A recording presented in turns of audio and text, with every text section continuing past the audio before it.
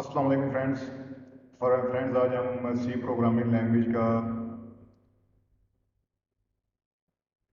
पहला chapter detail में discuss करने जा रहे हैं। इसमें हम बहुत सारी चीज़ें देखेंगे।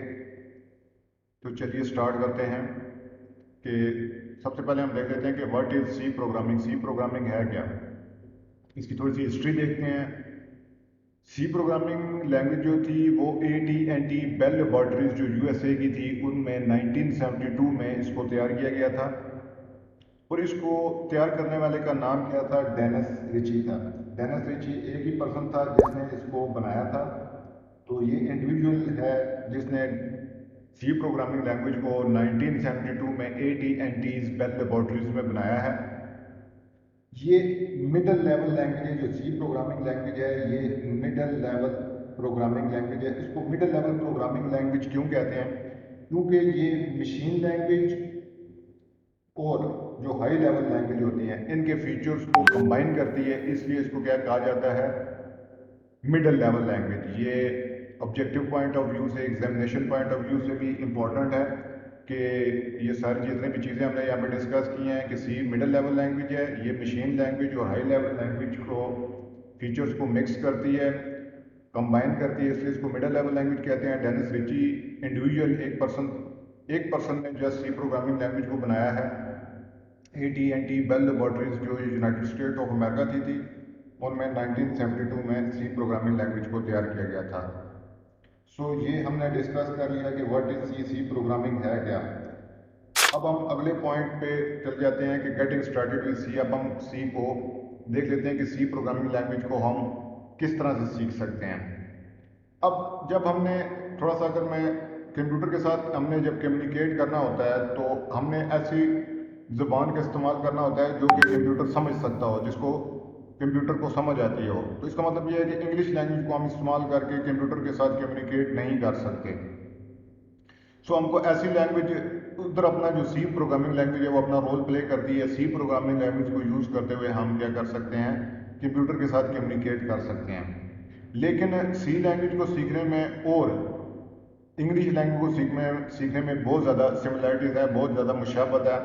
वो हम देख लेते हैं कि किस तरह इंग्लिश लैंग्वेज को सीखने में और सी लैंग्वेज को सीखने में किस तरह से बहुत ज़्यादा मुशाबत है, किस तरह से दोनों लैंग्वेजेस को आप स्टेप्स को फॉलो करके, जो इंग्लिश लैंग्वेज के स्टेप्स को आप फॉलो करके इंग्लिश लैंग्वेज को सीख सकते हैं, वही सेम स्टेप्स आप सी लैंग्वेज पे अप्लाई करें तो आप सी लैंग्वेज को भी सीख सकते हैं। तो चलिए देखते हैं। अब जो steps in learning English language है उसमें सबसे पहले हम क्या सीखते हैं? सबसे पहले हम इंग्लिश लैंग्वेज के अल्फ़ाबेट्स को सीखते हैं। इंग्लिश लैंग्वेज के हम क्या सीखते हैं? अल्फ़ाबेट्स सीखते हैं। लाजमी सी बात है, जब हम अल्फ़ाबेट्स सीख जाते हैं तो सेकंड स्टेप में हम उन्हीं अल्फ़ाबेट्स को कंबाइन करके वर्ड्स बनाना सीखते हैं। जब हम वर्ड्स बनाना भी सीख जाते हैं तो उन्हीं वर्ड्स को कंबाइन करके हम इंग्लिश लैंग्वेज में सेंटेंसेस बनाना सीखते हैं। जब हम सेंटेंसेस बनाना भी सीख जाते हैं तो उन्हीं सेंटेंसेस को कंबाइन करके हम इंग्लिश लैंग्वेज के लास्ट स्टेप में, लर्निंग के लास्ट स्टेप में हम पैराग्राफ बनाना सीखते हैं। ये 4 स्टेप्स फॉलो होते हैं इंग्लिश लैंग्वेज को लर्न करने में। यही 4 स्टेप्स अब हम अप्लाई करेंगे सी लैंग्वेज को सीखने के लिए। उसमें सबसे पहले स्टेप में हम क्या करेंगे? सबसे पहले हम देखेंगे कि कौन कौन से अल्फ़ाबेट्स, डिजिट्स और special symbols C programming language को सीखने में इस्तेमाल होते हैं, सी प्रोग्रामिंग लैंग्वेज में इस्तेमाल होते हैं। जब हमें समझ आ जाएगी कि कौन कौन से अल्फ़ाबेट्स, डिजिट्स और स्पेशल सिंबल्स सी लैंग्वेज में इस्तेमाल होते हैं, उन्हीं को कंबाइन करके हम उनसे कॉन्स्टेंट्स, वेरिएबल्स और कीवर्ड्स बनाना सीखेंगे। कॉन्स्टेंट्स किस तरह से बनेंगे अल्फ़ाबेट्स, डिजिट्स और स्पेशल सिंबल्स को मिलाकर, वेरिएबल्स किस तरह से कंस्ट्रक्ट करेंगे हम अल्फ़ाबेट, डिजिट्स और स्पेशल सिंबल्स को मिलाकर, और आखिर में हम कीवर्ड्स किस तरह से कंस्ट्रक्ट करेंगे अल्फ़ाबेट, डिजिट्स और स्पेशल सिंबल्स को मिलाकर। जब हम ये बनाना सीख जाएंगे तो इन्हीं कॉन्स्टेंट्स, वेरिएबल्स और कीवर्ड्स को मिलाकर हम थर्ड स्टेप में सी प्रोग्रामिंग लैंग्वेज के लर्निंग में हम इंस्ट्रक्शंस बनाना सीखेंगे। जब हम इंस्ट्रक्शंस बनाना सीख जाएंगे तो इसके लास्ट स्टेप में हम क्या करेंगे? उन इंस्ट्रक्शंस को कंबाइन करके हम प्रोग्राम बनाना सीखेंगे। आप देख सकते हैं कि कितनी ज़्यादा सिमिलैरिटी है इंग्लिश लैंग्वेज को लर्न करने में और सी लैंग्वेज को लर्न करने में। उम्मीद है यहाँ तक आपको समझ आ रही होगी कि सी लैंग्वेज क्या है। सी लैंग्वेज ऐसी लैंग्वेज है जिसको इस्तेमाल करते हुए हम कंप्यूटर के साथ कम्युनिकेट करते हैं। अदरवाइज अगर हम इंग्लिश लैंग्वेज को यूज़ करेंगे तो हम कभी भी कंप्यूटर के साथ कम्युनिकेट नहीं कर सकते। सी लैंग्वेज को, ये बहुत ज़्यादा इंपॉर्टेंट है कि सी लैंग्वेज को एक ही बंदे ने, डेनिस रिची ने बनाया था और इसको AT&T's बेल लेबोरेटरीज में 1972 में तैयार किया गया था। और ये मिडल लेवल लैंग्वेज है क्योंकि ये हाई लेवल लैंग्वेज और मशीन लैंग्वेज के फीचर्स को कंबाइन करके बनाई गई है। अब आगे चलते हैं हम। जो सी का करेक्टर सेट है, जो फर्स्ट स्टेप था सी प्रोग्रामिंग लैंग्वेज को लर्न करने का, वो क्या था, हम देखना चाह रहे थे कि कौन कौन से अल्फ़ाबेट्स, डिजिट्स और special symbol C programming language में इस्तेमाल होते हैं। फर्स्ट स्टेप तो यहाँ पे आप देख सकते हैं कि आप कैपिटल अल्फ़ाबेट्स तमाम इंग्लिश लैंग्वेज के ए से लेकर जेड तक और स्मॉल अल्फ़ाबेट्स तमाम ए से लेकर जेड तक आप सी प्रोग्रामिंग लैंग्वेज में इस्तेमाल कर सकते हैं। सो ये तमाम अल्फ़ाबेट्स सी प्रोग्रामिंग लैंग्वेज में इस्तेमाल होते हैं।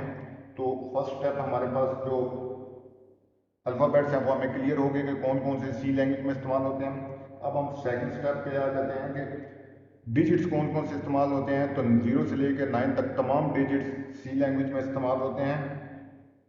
और स्पेशल सिंबल्स की अगर हम बात करें तो ये कुछ मखसूस स्पेशल सिंबल्स हैं जो सी लैंग्वेज में इस्तेमाल होते हैं। इनके अलावा आप कोई भी स्पेशल सिंबल इस्तेमाल नहीं कर सकते, जिसमें कुछ एट द रेट है, हैश है, परसेंटेज है, अपर सेंड है, स्टैरिक है, ब्रैकेट्स हैं, अंडरस्कोर है, डैश है, प्लस है, इक्वल टू है, और का साइन है, बैकवर्ड स्लैश है, फॉरवर्ड स्लैश है। ये तमाम special symbol C programming language में इस्तेमाल होते हैं। आप इनको इस्तेमाल कर सकते हैं इजीली।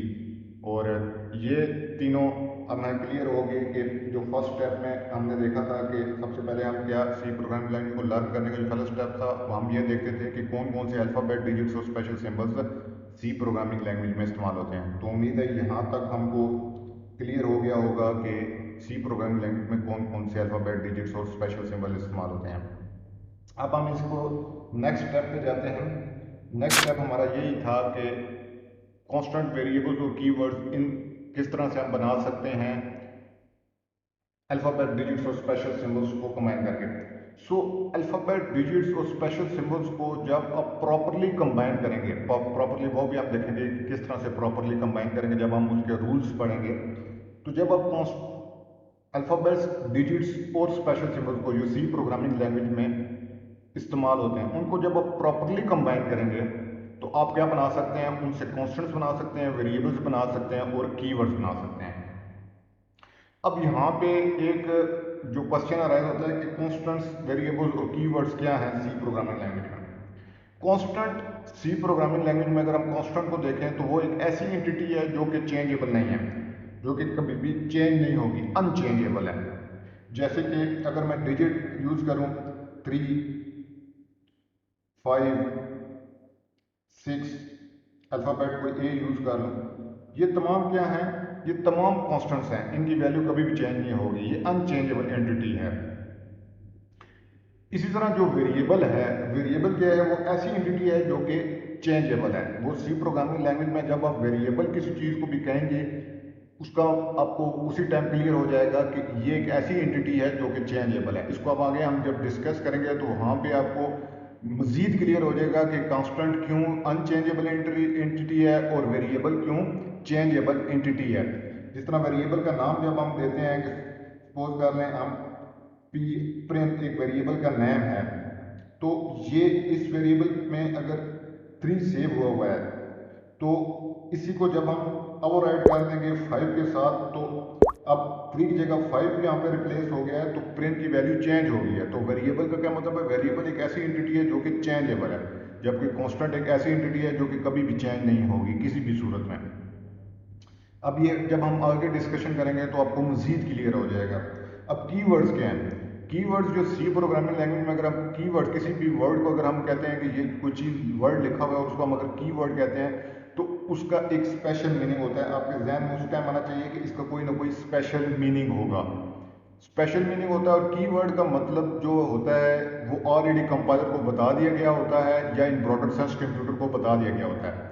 तो क्या चीज़ हमने देख ली कि कांस्टेंट वेरिएबल्स और कीवर्ड्स कैसे बना सकते हैं, जब हम डिजिट्स, अल्फ़ाबेट्स और जो हमारे पास स्पेशल सिंबल्स होते हैं उनको प्रॉपरली कंबाइन करेंगे तो हम कांस्टेंट्स, वेरिएबल्स और कीवर्ड्स की प्रोग्रामिंग लैंग्वेज में कंस्ट्रक्ट कर सकते हैं। ये सेकंड स्टेप है सी प्रोग्रामिंग लैंग्वेज को लर्न करने का। अब कॉन्स्टेंट्स क्या चीज़ है इसके बारे में कि वो चेंजेबल नहीं है, वेरिएबल चेंजेबल एंटिटी और कीवर्ड का एक स्पेशल मीनिंग है सी प्रोग्रामिंग लैंग्वेज में। तो आगे चलते हैं हम। अब जो इधर एक चीज़ बहुत ज़्यादा ज़रूरी है समझने वाली, यहाँ पे जब अगर ये चीज़ आपको समझ आ गई तो आपको कॉन्स्टेंट्स और वेरिएबल्स के दरमियान में डिफरेंस भी समझ आ जाएगा। सो जो सी प्रोग्राम होता है उसमें हम बहुत सारी कैलकुलेशंस कर रहे होते हैं, अलॉट ऑफ कैलकुलेशंस हम सी प्रोग्राम में कर रहे होते हैं। जब भी हम कोई सी प्रोग्राम लिखते हैं तो उसमें हम बहुत सारी अलॉट ऑफ कैलकुलेशंस कर रहे होते हैं। उन कैलकुलेशंस का कोई ना कोई रिजल्ट आना होता है, उस रिजल्ट ने कंप्यूटर मेमोरी में सेव होना होता है। सपोज कर लें ये एक कंप्यूटर मेमोरी है, तो उस रिजल्ट ने इस कंप्यूटर मेमोरी में सेव होना होता है। सो ये जो कंप्यूटर मेमोरी होती है, ये जो कैलकुलेटेड वैल्यूज आती हैं, इनको हम, ये जो कंप्यूटर मेमोरी होती है ये मिलियंस ऑफ सेल्स से मिलकर बनी होती है। जिस तरह ह्यूमन ब्रेन है, इंसान का ब्रेन है, वो भी मिलियंस ऑफ सेल्स से मिलकर बना हुआ है। इसी तरह जो कंप्यूटर मेमोरी है वो भी मिलियंस ऑफ सेल्स से मिलकर बनी हुई है, जिनको हम क्या कहते हैं, मेमोरी सेल्स कहते हैं। या इन अदर वे आप इनको मेमोरी, इनका जो अल्टरनेटिव नाम है आप मेमोरी लोकेशंस भी कह सकते हैं। इन मेमोरी लोकेशंस को हम क्या देते हैं, इन मेमोरी लोकेशंस को हम कोई ना कोई नाम देते हैं, नेम्स देते हैं। वो नेम्स क्या कहलाते हैं, वेरिएबल नेम्स। सो क्या है, हमारे जो सी प्रोग्राम में हम बहुत सारी कैलकुलेशंस कर रहे होते हैं, उन कैलकुलेशन के रिजल्ट्स ने कंप्यूटर मेमोरी में सेव होना होता है। कंप्यूटर मेमोरी जो है वो मिलियंस ऑफ सेल्स से मिलकर बनी हुई है। जो हमारी कैलकुलेटेड वैल्यूज आती हैं वो इन सेल्स में, ये इन मेमोरी लोकेशंस में सेव होती हैं। इन सेल्स या मेमोरी लोकेशंस को कुछ नाम दिए जाते हैं। वो जो नाम दिए जाते हैं उनको हम क्या कहते हैं, वेरिएबल नेम्स। यहाँ तक आपको अगर क्लियर है तो उम्मीद है कि ये सारी चीज़ यहाँ तक आपको क्लियर होगी। तो अब हम आगे जब चलेंगे तो आपको मज़ीद क्लियर होता है कि वेरिएबल और कांस्टेंट में अब आपको फ़र्क का समझ आएगा कि वेरिएबल क्यों चेंजेबल एंटिटी है और कांस्टेंट क्यों अनचेंजेबल एंटिटी है। सपोज कर लें ये हमारे पास क्या है, ये एक मेमोरी सेल्स हैं, हमारे पास ये तमाम क्या है, मेमोरी सेल्स हैं। तो हम यहाँ पे एक मेमोरी सेल ले लेते हैं ये वाला, और यहाँ पे क्या करते हैं, हम इस मेमोरी जो सेल है इसको x का नाम दे देते हैं, और इसके अंदर हम सपोज कर लें, पहले हम एक वैल्यू सेव करा देते हैं, सपोज कर लें 10 की।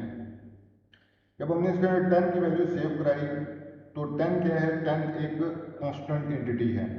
उसके बाद हमने एक और वैल्यू कैलकुलेट की और वो 15 वैल्यू आई। तो इस मेमोरी, इसी सेम मेमोरी लोकेशन में जिसका नाम x है, उसमें अब हमने क्या वैल्यू सेव करा दी, उसको ओवर राइट कर दिया, और उसकी जगह अब 15 वैल्यू उसी मेमोरी लोकेशन में सेव हो गई है। 15 ने ओवर राइट कर दिया है 10 को। सो इसका मतलब ये है, यहाँ से हमें एक और चीज़ क्लियर होती है कि ये जो मेमोरी सेल्स होते हैं कंप्यूटर के, वो एक टाइम में एक ही वैल्यू को होल्ड कर सकते हैं, एक से ज़्यादा वैल्यूज को किसी भी सूरत में होल्ड नहीं कर सकते। सो यहाँ पे आप देख सकते हैं जो वेरिएबल नेम है जो कि इस मेमोरी लोकेशन को मिला हुआ है x, वो चेंज हो रहा है। पहले उसमें 10 वैल्यू सेव थी, अब उसी मेमोरी लोकेशन में 15 वैल्यू सेव है, जबकि 10 और 15 अपने जगह पे मौजूद हैं, वो उनमें कोई चेंजिंग नहीं आई है। सो इसलिए इनको क्या कहेंगे, हम इनको हम 10 और 15 को कॉन्स्टेंट्स कहेंगे। जबकि वेरिएबल नेम, ये जो x था वेरिएबल, इसमें पहले 10 वैल्यू सेव थी, 15 वैल्यू सेव थी, इसलिए ये चेंज हो रहा है। इसलिए अब यहाँ पे हमें क्लियर हो गया कि वेरिएबल जो है वो ऐसी एंटिटी है जो कि चेंज होती है, लेकिन कांस्टेंट एक ऐसी एंटिटी है जो चेंज नहीं होती है किसी भी सूरत में। तो उम्मीद है आपको वेरिएबल और कांस्टेंट में डिफरेंस समझ आ गया होगा। अब हम आगे चलते हैं। ये वेरी वेरी इंपॉर्टेंट है ऑब्जेक्टिव पॉइंट ऑफ व्यू से कि कांस्टेंट का जो अल्टरनेटिव नेम है, या constants are also called literals. Constants को आप लिटरल्स भी कह सकते हैं, और वेरिएबल्स को आप क्या कह सकते हैं, आइडेंटिफायर्स। क्योंकि ये आइडेंटिफाई कर रहे होते हैं कि इस मेमोरी लोकेशन में कौन सा वैल्यू सेव है, इस टाइम कौन सी वैल्यू सेव है। तो इसमें वेरिएबल्स को आइडेंटिफायर्स भी कह सकते हैं, और कांस्टेंट्स को क्या कहते हैं, लिटरल्स कहते हैं। सो आगे चलते हैं फ्रेंड्स। अब टाइप ऑफ सी कॉन्स्टेंट्स, अब सी कॉन्स्टेंट्स की बात कर लेते हैं। तो दो मेजर कैटेगरीज हैं सी कॉन्स्टेंट्स की, एक प्राइमरी कॉन्स्टेंट्स हैं और एक सेकेंडरी कॉन्स्टेंट्स हैं। प्राइमरी कॉन्स्टेंट्स कौन कौन से हैं आप उनको देख लेते हैं। ये सी कॉन्स्टेंट्स हैं, प्राइमरी कॉन्स्टेंट्स और सेकेंडरी कॉन्स्टेंट्स। प्राइमरी कॉन्स्टेंट्स को हम अगर डिस्कस करें तो तीन टाइप्स हैं, उसमें इंटीजर कॉन्स्टेंट्स आ जाते हैं, रियल कॉन्स्टेंट्स आ जाते हैं और करैक्टर कॉन्स्टेंट्स आ जाते हैं। जबकि अगर हम सेकेंडरी कॉन्स्टेंट्स के हवाले से बात करें तो उसमें एरे आ जाता है, पॉइंटर आ जाता है, स्ट्रक्चर आ जाता है, यूनियन आ जाता है, ई नाम आ जाता है और इसके अलावा दीगर सेकेंडरी कॉन्स्टेंट्स आ जाते हैं। सो ये कॉन्स्टेंट्स हैं प्राइमरी कॉन्स्टेंट्स। जो दो मेजर कैटेगरीज हैं सी कॉन्स्टेंट्स की, वो प्राइमरी कॉन्स्टेंट्स हैं और सेकेंडरी कॉन्स्टेंट्स हैं। इनको फर्दर डिवाइड किया गया है। प्राइमरी कॉन्स्टेंट्स की तीन फर्दर डिवीजन हुई हुई है, इंटीजर कॉन्स्टेंट्स में, रियल कॉन्स्टेंट्स में और करैक्टर कॉन्स्टेंट्स में। और सेकेंडरी कॉन्स्टेंट्स की फर्दर डिवीजन हुई है एरे, पॉइंटर, स्ट्रक्चर, यूनियन, ई नाम और इसके अलावा दीगर कॉन्स्टेंट्स। क्योंकि हम अभी बेसिक्स में हैं, भी हम बिल्कुल स्टार्टिंग में हैं, तो हम अभी अपने आप को सिर्फ और सिर्फ प्राइमरी कॉन्स्टेंट्स के साथ रखते हैं कि प्राइमरी कॉन्स्टेंट्स को हम सी प्रोग्रामिंग लैंग्वेज में किस तरह से कंस्ट्रक्ट कर सकते हैं, उनके कंस्ट्रक्शन के रूल्स क्या हैं। तमाम जो कॉन्स्टेंट्स हैं, इंटीजर कॉन्स्टेंट्स हो गए, रियल कॉन्स्टेंट्स हो गए और करैक्टर कॉन्स्टेंट्स, इनको कंस्ट्रक्ट करने के सी प्रोग्रामिंग लैंग्वेज में रूल्स डिफरेंट हैं। वो तमाम रूल्स हम देखेंगे कि वो क्या क्या रूल्स हैं इंटीजर कॉन्स्टेंट्स को कंस्ट्रक्ट करने के, इसके बाद रियल कॉन्स्टेंट्स को कंस्ट्रक्ट करने के और करैक्टर कॉन्स्टेंट्स को कंस्ट्रक्ट करने के। तो चलिए सबसे पहले हम इंटीजर कॉन्स्टेंट्स को रूल्स देख लेते हैं कंस्ट्रक्शन के। सो जो इंटीजर कांस्टेंट है must have at least one digit, एक डिजिट उसमें लाजमी होना चाहिए। ये जो हमने 0 से लेकर 9 डिजिट जो सी प्रोग्रामिंग लैंग्वेज में इस्तेमाल होते हैं, उनमें से एक डिजिट लाजमी होना चाहिए। अगर एक डिजिट भी नहीं होगा, अगर एक डिजिट भी नहीं होगा तो हम इंटीजर कांस्टेंट, वो इंटीजर कांस्टेंट नहीं होगा। तो एक डिजिट का होना लाजमी है। उसमें डेसिमल पॉइंट नहीं होना चाहिए। डेसिमल पॉइंट जैसे 4.26, ये डेसिमल हमने यहाँ पे लगा दिया तो ये कभी भी वैलिड इंटीजर कांस्टेंट नहीं होगा। So it must not have a decimal point. ये या पॉजिटिव होगा या नेगेटिव होगा। जो इंटीजर कांस्टेंट होगा वो पॉजिटिव होगा या नेगेटिव होगा। अगर इंटीजर कांस्टेंट के साथ कोई साइन भी नहीं लगा होगा तो अज्यूम ये किया जाएगा कि ये क्या है, ये पॉजिटिव इंटीजर कांस्टेंट है। जैसे कि यहाँ पे 426 लिखा हुआ है तो ये पॉजिटिव इंटीजर कांस्टेंट है क्योंकि इसके साथ कोई भी साइन नहीं लगा हुआ है। सो जो अगर आप उसके साथ साइन लगा देंगे तो वो उसमें हमें पता लग जाएगा कि ये नेगेटिव है या पॉजिटिव है। अगर कोई साइन भी नहीं लगा हुआ है तो वो क्या है, by default positive integer constant है। सो नो कॉमर्स और blanks are allowed within integer constant. Integer constant में कोई ब्लैंक्स, कोई कॉमर्स अलाउड नहीं होते हैं। आप कभी भी इंटीजर कांस्टेंट में ब्लैंक्स हो, जैसे कि सपोज कर लें 4.26 लिखते हैं तो ये क्या है, ये भी इनवैलिड इंटीजर कांस्टेंट है। अगर आप 4 स्पेस 2 स्पेस 6 लिखते हैं तो ये भी क्या है, ये भी इनवैलिड इंटीजर कांस्टेंट है। जो आखिरी चीज है वो हम डिस्कस कर लेते हैं, एफ पॉइंट। अगर इंटीजर कांस्टेंट्स के बारे से बात करें तो ये रेंज क्या है। जो इंटीजर कांस्टेंट्स की रेंज है वैसे वो कंपाइलर पे डिपेंड करती है। डिफरेंट कंपाइलर्स में डिफरेंट इंटीजर कांस्टेंट की रेंज है। अगर टर्बो सी सी प्लस प्लस की बात करें तो जो इंटीजर कांस्टेंट की रेंज है वो आप -32768 से 32767 के दरमियान आप integer constant C programming language में कंस्ट्रक्ट कर सकते हैं अगर टर्बो सी और Turbo C plus plus compiler की बात करें। लेकिन अगर विजुअल स्टूडियो और बोरलैंड की बात करें कंपाइलर्स की तो उसमें आप उसकी रेंज ज़्यादा है। आप -214783648 से 214748364 तक के दरमियान में आप इंटीजर कांस्टेंट कंस्ट्रक्ट कर सकते हैं। सो ये कुछ रूल्स हैं इंटीजर कांस्टेंट्स को कंस्ट्रक्ट करने के। एटलीस्ट वन डिजिट होना चाहिए, डेसिमल पॉइंट नहीं होना चाहिए, पॉजिटिव होगा या नेगेटिव होगा इंटीजर कांस्टेंट। अगर कोई साइन नहीं लगा होगा तो इंटीजर कांस्टेंट पॉजिटिव समझा जाएगा। कॉमास और ब्लैंक्स अलाउड नहीं है इंटीजर कांस्टेंट में। इंटीजर कांस्टेंट की रेंज कंपाइलर पे डिपेंड करती है। डिफरेंट कंपाइलर्स में डिफरेंट रेंज है। बोरलैंड और विजुअल स्टूडियो में डिफरेंट रेंज है सी कांस्टेंट के कंस्ट्रक्ट करने की, जबकि टर्बो सी और टर्बो सी प्लस प्लस में डिफरेंट रेंज है। सो ये इंटीजर कांस्टेंट्स डिस्कस हो गए, उनके रूल्स क्या क्या हैं उनको कंस्ट्रक्ट करने के। अब हम रूल्स देख लेते हैं रियल कांस्टेंट्स को कंस्ट्रक्ट करने के कि रियल कांस्टेंट्स को हम किस तरह से कंस्ट्रक्ट कर सकते हैं सी प्रोग्रामिंग लैंग्वेज में। बहुत आसान है। इसमें भी एटलीस्ट वन डिजिट होना चाहिए, एक डिजिट लाजमी होना चाहिए। और इसमें जो दूसरा इंपॉर्टेंट पॉइंट है कि आपके पास डेसिमल पॉइंट लाजमी होना चाहिए। It must have a decimal point. इसमें डेसिमल पॉइंट जैसे कि आप देख सकते हैं ये एग्जांपल्स दी हुई हैं, इसमें डेसिमल पॉइंट का होना लाजमी है। यहाँ पे एक चीज़ और मैं आपको क्लियर कर दूं कि जो रियल कॉन्स्टेंट्स हैं इनकी दो टाइप्स हैं, एक फ्रैक्शनल फॉर्म है, एक एक्सपोनेंशियल फॉर्म है। हम दोनों को देखेंगे कि हम दोनों के क्या क्या रूल्स हैं कंस्ट्रक्ट करने के रियल सी प्रोग्रामिंग लैंग्वेज में। तो पहले हम जो फ्रैक्शनल फॉर्म है उसको डिस्कस कर रहे हैं। तो उसका हमने बी पॉइंट देखा कि उसमें डेसिमल पॉइंट का होना लाजमी है और पहले पॉइंट में उसमें एटलीस्ट 1 डिजिट होना लाजमी है। ये भी इंटीजर कांस्टेंट की तरह या पॉजिटिव होगा या नेगेटिव होगा। डिफॉल्ट साइन अगर कोई साइन नहीं लगा हुआ जैसे कि 426.0 है तो डिफॉल्ट क्या अज्यूम किया जाएगा कि ये पॉजिटिव रियल कांस्टेंट है।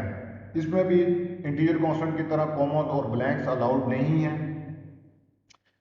ये तो कुछ फ्रैक्शनल फॉर्म होगी रियल कांस्टेंट की कंस्ट्रक्ट करने की। फ्रैक्शनल फॉर्म को किस तरह से हम कंस्ट्रक्ट कर सकते हैं वो हमने देख लिया। अब हम अगर आगे चलें तो हम एक्सपोनेंशियल फॉर्म को देख सकते हैं कि एक्सपोनेंशियल फॉर्म जो रियल कांस्टेंट्स की है उसको हम किस तरह से कंस्ट्रक्ट कर सकते हैं वो देख लेते हैं। तो इसमें क्या होता है कि इसमें एक ई का अल्फ़ाबेट यूज होता है। आप स्मॉल ई भी यूज कर सकते हैं और कैपिटल ई भी यूज कर सकते हैं। इसकी जो लेफ्ट साइड होती है उस साइड पे जो भी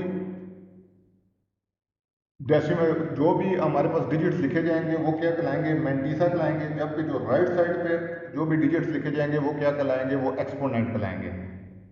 जैसे कि अगर हम ये जो एक्सपोनेंशियल फॉर्म है जो रियल कांस्टेंट्स की, इसको हम क्यों यूज़ करते हैं, जब हमने बहुत छोटी वैल्यू को यूज़ कर रहे हो अपने सी प्रोग्रामिंग में या बहुत बड़ी वैल्यू को यूज़ कर रहे हो तो तब हम exponential form of real constants use करते हैं सी प्रोग्रामिंग में। लेकिन ये लाजमी नहीं है, आप इनको फ्रैक्शनल कोई किसी भी fractional form of real constant के लिए आप उसको एक्सपोनेंशियल फॉर्म में भी प्रेजेंट कर सकते हैं।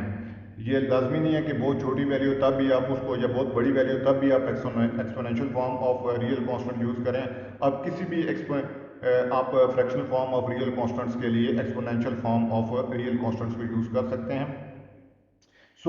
यहाँ पे ये हमारे पास एक रियल कांस्टेंट है। अब हमने इसको एक्सपोनेंशियल फॉर्म में प्रेजेंट करना है तो हमने क्या करना है, 3.42 बीच में ई और -4। ये हमने क्या प्रेजेंट कर दिया, ये एक्सपोनेंशियल फॉर्म में प्रेजेंट कर दिया। अगर इसका हम नॉर्मल अर्थमेटिक फॉर्म में लिखें तो हम इसको क्या लिखेंगे, 3.42 multiply by 10 raise to power -4। तो उम्मीद है फ्रेंड्स एक्सपोनेंशियल फॉर्म भी आपको रियल कांस्टेंट की समझ आ गई होगी कि एक्सपोनेंशियल। अब हम इसके रूल्स देख लेते हैं कि exponential form of real constant को हम किस तरह से बना सकते हैं।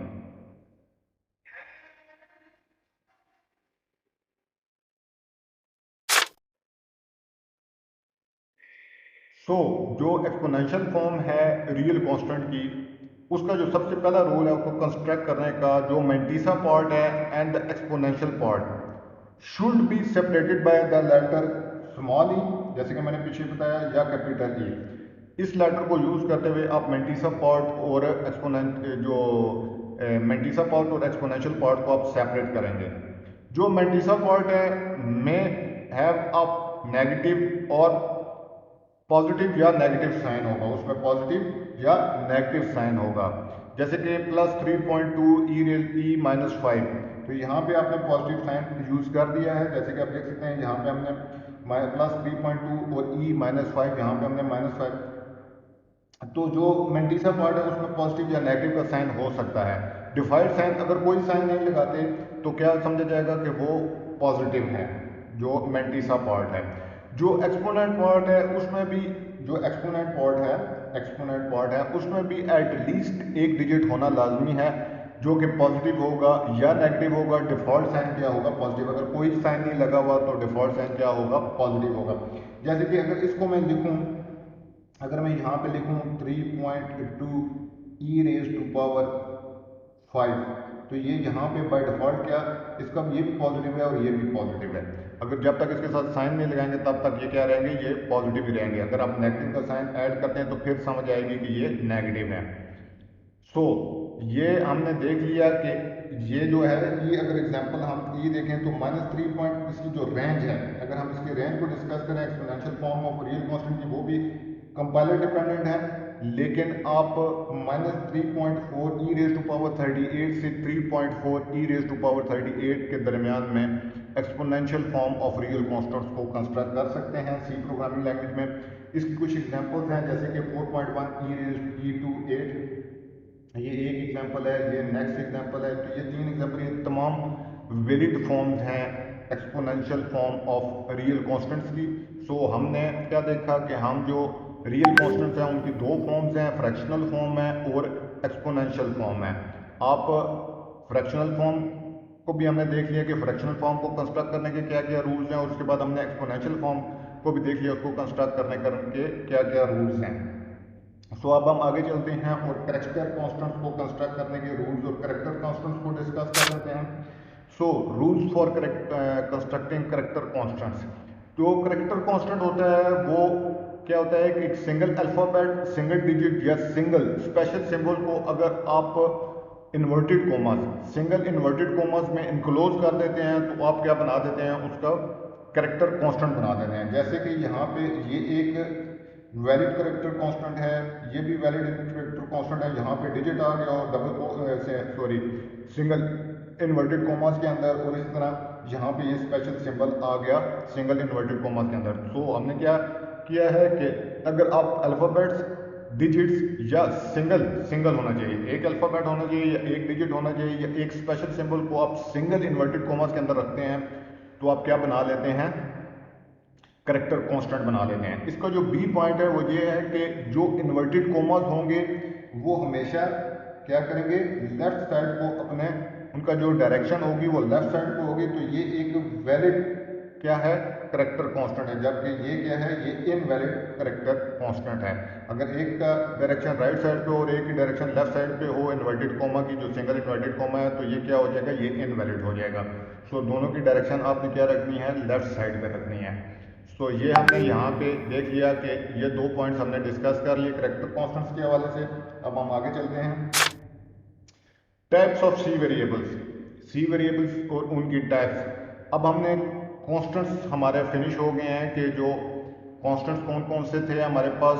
सबसे पहले हमने इंटीजर कांस्टेंट्स के रूल्स को डिस्कस किया कि इंटीजर कांस्टेंट्स को हम किस तरह से कंस्ट्रक्ट कर सकते हैं। फिर हमने रियल कांस्टेंट्स को देखा हम किस तरह से कंस्ट्रक्ट कर सकते हैं, और उसके बाद हमने करेक्टर कांस्टेंट्स को देखा किस तरह से हम कंस्ट्रक्ट कर सकते हैं और हमने किन किन चीज़ों का ख्याल रखना है। जो तमाम आप देख सकते हैं जो हमने डिस्कस किया है उसमें अगर हम इंटीजर कांस्टेंट कंस्ट्रक्ट करें या रियल कांस्टेंट कंस्ट्रक्ट करें या हम करेक्टर कांस्टेंट कंस्ट्रक्ट करें, तमाम के रूल्स डिफरेंट हैं। कांस्टेंट के केस में जितने भी रूल्स हैं उनको कंस्ट्रक्ट करने के वो डिफरेंट हैं, लेकिन वेरिएबल के केस में ये है कि आप बेशक रियल टाइप का वेरिएबल क्रिएट करने जा रहे हैं, करेक्टर टाइप का करने जा रहे हैं या इंटीजर टाइप का, तमाम के रूल्स क्या हैं, सेम हैं। सो यहाँ पे जो वेरिएबल्स के जो नेम हैं वो आप उसमें की कॉम्बिनेशन यूज कर सकते हैं 1 से लेकर 31 तक, अल्फाबेट्स की, डिजिट्स की और अंडरस्कोर। स्पेशल सिंबल में जस्ट आप क्या यूज कर सकते हैं, अंडरस्कोर यूज कर सकते हैं। अंडरस्कोर के अलावा आप कोई स्पेशल सिंबल यूज नहीं कर सकते हैं वेरिएबल के नेम को कंस्ट्रक्ट करने के लिए, ये बहुत ज़्यादा इंपॉर्टेंट है। इसके अलावा अंडरस्कोर के अलावा कोई भी यूज नहीं कर सकते हैं आप स्पेशल सिंबल। 1 से लेकर 31 तक कॉम्बिनेशन आप यूज कर सकते हैं अल्फाबेट्स की, डिजिट्स की और अंडरस्कोर की। जो पहला करेक्टर होगा वेरिएबल के नेम में वो ये अल्फाबेट होगा, या वो अल्फाबेट होगा या क्या होगा, वो अंडरस्कोर होगा, या वो क्या होगा, अल्फाबेट होगा या अंडरस्कोर होगा। इसके अलावा आप जो फर्स्ट जो करेक्टर है वो आप स्पेशल सिंबल यूज नहीं कर सकते हैं, कोई भी डिजिट आप यूज नहीं कर सकते हैं as a first character of variable name. तो इन जो दूसरा रूल है वो बहुत ज़्यादा इंपॉर्टेंट है, इसका आपने ख्याल रखना है। जो तीसरा पॉइंट है वो भी यही है कि नो कोमास और blanks are allowed within a variable. Variable name में आप कोमास और ब्लैंक्स यूज नहीं कर सकते, किसी भी सूरत में आप कोमास और ब्लैंक्स को यूज नहीं करेंगे। अगर आप कोमास और ब्लैंक्स यूज करेंगे तो वो क्या हो जाएगा, इनवैलिड वेरिएबल नेम हो जाएगा, सी का कंपाइलर आपको एरर दे देगा। इसका डी पॉइंट मैंने ऑलरेडी डिस्कस कर दिया है कि no special symbol other than underscore can be used in a variable. Underscore के अलावा, अंडरस्कोर के अलावा, अंडरस्कोर अंडरस्कोर के अलावा आप कोई भी वेरिएबल स्पेशल सिंबल वेरिएबल के नाम को कंस्ट्रक्ट करने के लिए यूज नहीं कर सकते। सो ये आप देख सकते हैं, ये एक वैलिड वेरिएबल का नाम है, ये करेक्टर से स्टार्ट हो रहा है, ये एक वैलिड वेरिएबल का नाम है, ये एक अंडरस्कोर से स्टार्ट हो रहा है, ये वैलिड वेरिएबल है।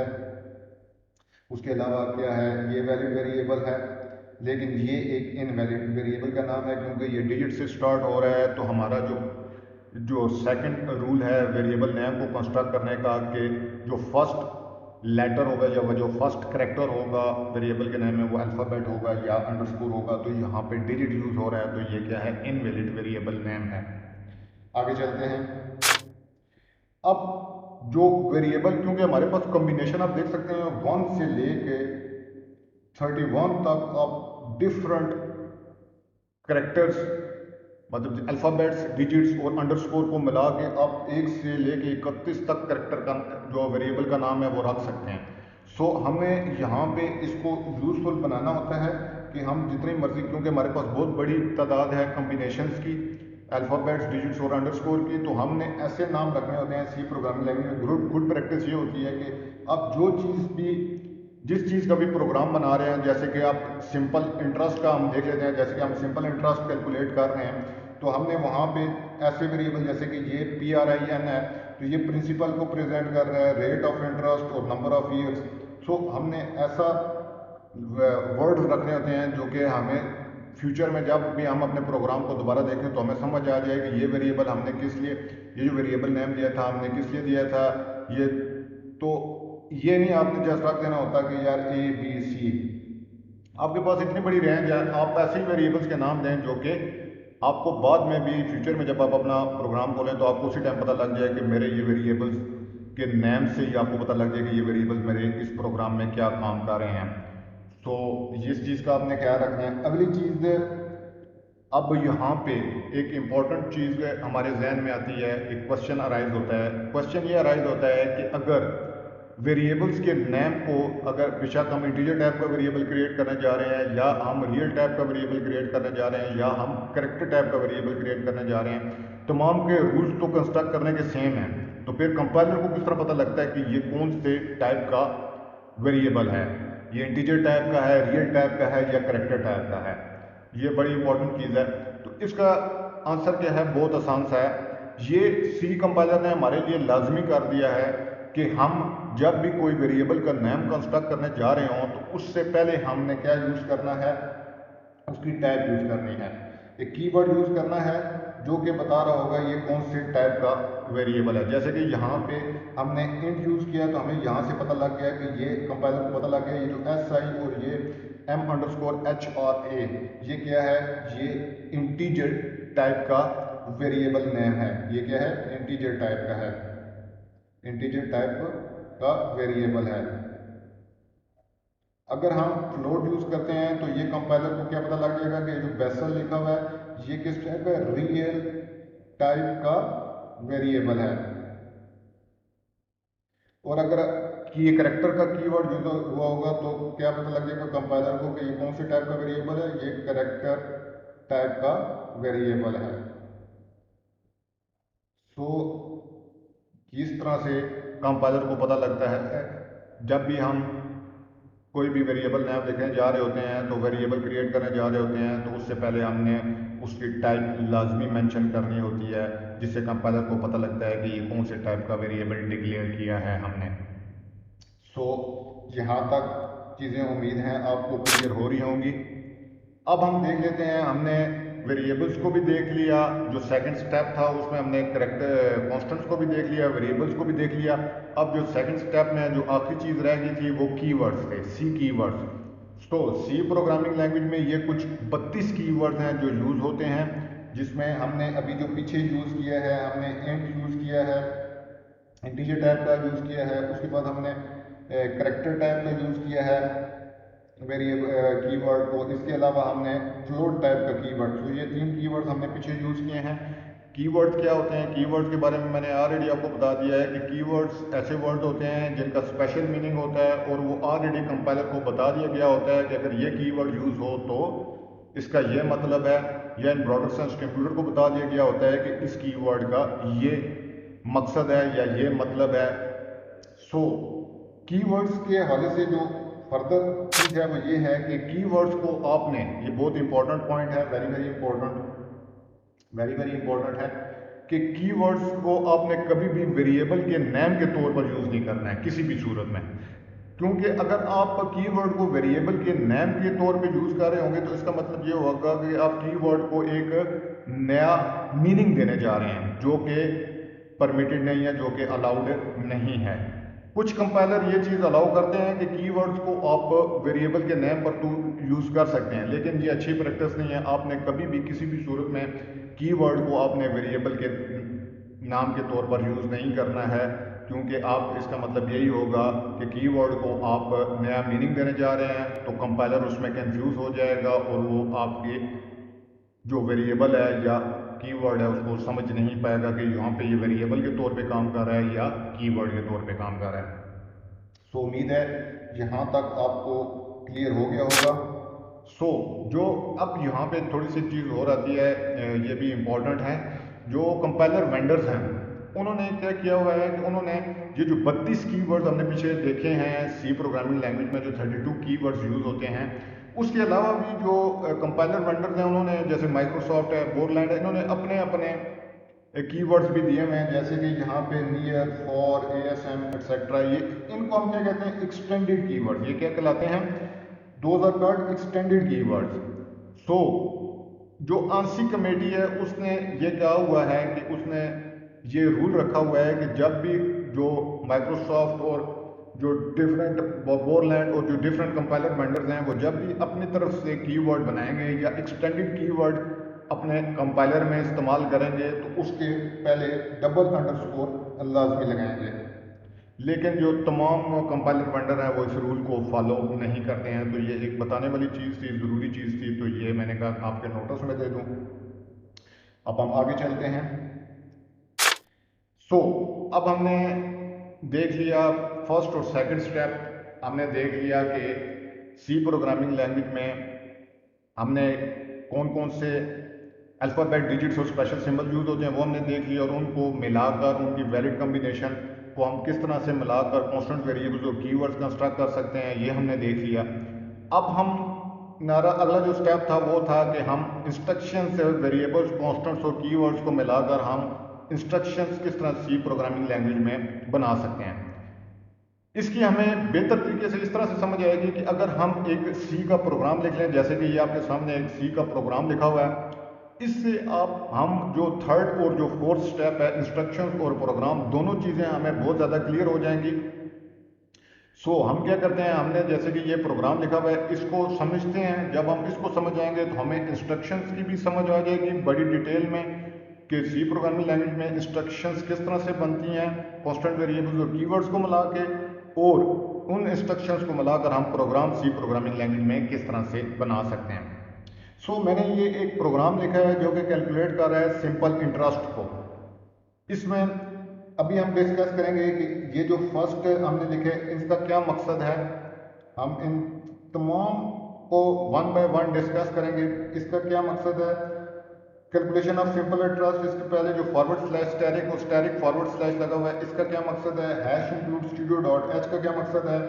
ये मैन यहाँ पे क्या चीज़ है, इंट ये क्या चीज़ है, हमने इसको डिस्कस करेंगे। इसको डिस्कस, इन तमाम चीज़ों को हम वन बाय वन डिस्कस करेंगे। तो चलिए हम पहले ये प्रोग्राम देख लिया, अब हम इनको इसको डिस्कस करते हैं। जो फॉर्म ऑफ सी प्रोग्राम है, जो each instruction in C program, जो हर इंस्ट्रक्शन होती है उसको हम सेपरेट लाइन पर लिखते हैं। जैसे कि आप देख सकते हैं कि हमने जो यहाँ पे इंस्ट्रक्शन है, हर इंस्ट्रक्शन हमने सेपरेट लाइन पर लिखी है। किसी भी इंस्ट्रक्शन को हमने, तमाम इंस्ट्रक्शंस क्या हैं, सेपरेट लाइन पर हैं, एक लाइन पर कोई भी इंस्ट्रक्शन हमने नहीं लिखी है। जो अगला पॉइंट है वो ये है कि जो स्टेटमेंट होती है प्रोग्राम में, वो उसी ऑर्डर में आपने उसको रखना होता है जिस ऑर्डर में आप उस स्टेटमेंट को एग्जीक्यूट कराना चाह रहे होते हैं। अगर कोई स्टेटमेंट आप पहले एग्जीक्यूट कराना चाह रहे हैं तो आप उसको पहले लिखेंगे, अगर किसी स्टेटमेंट को बाद में एग्जीक्यूट कराना चाह रहे हैं तो उसको बाद में लिखेंगे। ये आप पे डिपेंड कर रहा होता है कि आपने किस तरह से स्टेटमेंट्स को रखना है, क्योंकि जो सी प्रोग्राम है ये ऊपर से शुरू करता है जो कंपाइल करना, और line by line, first line ये लाइन बाय लाइन रीड करता है, इसका ये डायरेक्शन होती है।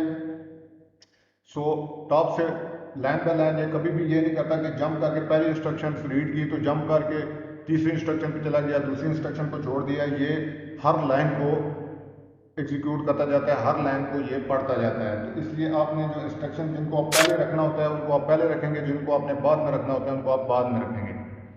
इसके बाद जो तीसरा पॉइंट है वो आपने ये करना होता है कि आपने ब्लैंक स्पेसेस इंसर्ट कर देनी होती है वर्ड्स के दरमियान में, ताकि रीडेबिलिटी जो स्टेटमेंट की है वो इंस्ट्रक्शन की वो ज़्यादा बेहतर हो सके। जैसे कि यहाँ पे हम ये इंट इंट आपने स्पेस डाल दी, पी फिर स्पेस डाल दी, एन कोमा।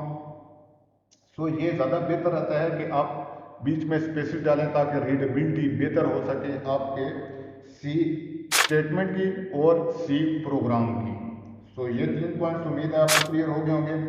जो अगला जो पॉइंट है डी पॉइंट, बहुत ज़्यादा इंपॉर्टेंट है सी प्रोग्राम के हवाले से कि केस सेंसिटिव लैंग्वेज है सी जो प्रोग्रामिंग लैंग्वेज है, इसलिए जो तमाम की तमाम स्टेटमेंट्स होंगी वो लोअर केस लेटर्स में होंगी। आपने किसी भी स्टेटमेंट को आपने अपर केस लेटर में या कैपिटल लेटर में नहीं लिखना है। सो अब जो सी ई अगर पॉइंट है उसको अगर हम डिस्कस करें तो इसमें कोई स्पेसिफिक रूल नहीं है सी प्रोग्रामिंग लैंग्वेज में कि आपने कौन सी स्टेटमेंट को कौन सी जगह पे रखना है। तो ये आप पे डिपेंड कर रहा होता है कि आपने स्टेटमेंट्स की तरतीब क्या रखनी है, किस स्टेटमेंट को पहले किस स्टेटमेंट को बाद में रखना है। तो इसलिए जो सी प्रोग्रामिंग लैंग्वेज है इसको फ्री फॉर्म लैंग्वेज भी कहा जाता है। अब एफ पॉइंट बहुत इंपॉर्टेंट है। एफ पॉइंट ये है कि जब भी स्टेटमेंट आपने एंड करनी है उसके आखिर में आपने सेमी कॉलन लाजमी डालना है। जैसे कि आप देख सकते हैं हमने हर स्टेटमेंट के एंड में सेमी कॉलन लाजमी यूज किया है।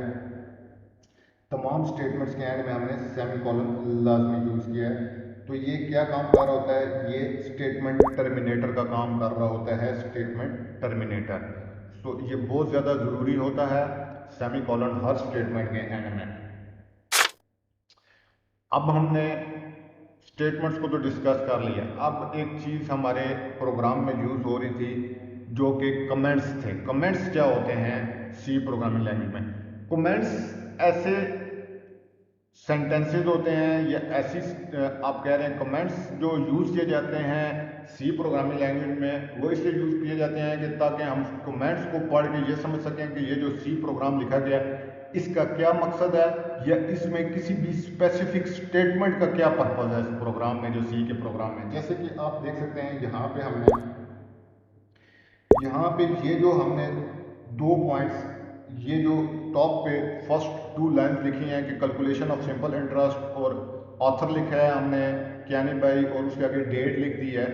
तो ये क्या है, ये हमारे कमेंट्स हैं। ये अच्छी प्रैक्टिस यही होती है कि जब भी आप किसी भी कोई भी सी का प्रोग्राम लिखने जा रहे हो तो उसको स्टार्ट हमेशा कमेंट से करें। और कमेंट क्या लिखें कि ये प्रोग्राम क्या कर रहा है और इसको ऑथर क्या है, इसका बनाने वाला कौन है और इसको किस डेट को बनाया गया है।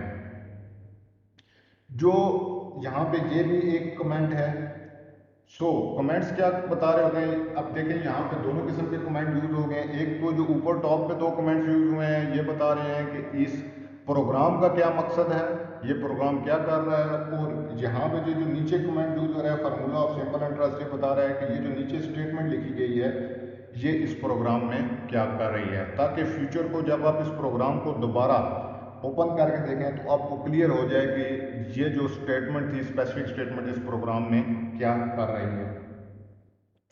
सो ये हमें यहाँ पे कमेंट्स का मतलब समझ आ गया कि कमेंट्स क्यों यूज होते हैं सी प्रोग्रामिंग लैंग्वेज में, इनका क्या मकसद होता है और इनको हम किस तरह से लिखते हैं। अब हम वो रूल्स डिस्कस कर लेते हैं कि हम किस तरह से कमेंट्स को कौन से रूल फॉलो करके हम सी प्रोग्रामिंग लैंग्वेज में लिख सकते हैं। सो जो कमेंट्स होते हैं वो इंक्लोज होंगे, हमेशा इंक्लोज होंगे फॉरवर्ड स्लैश स्टैरिक और स्टैरिक फॉरवर्ड स्लैश में।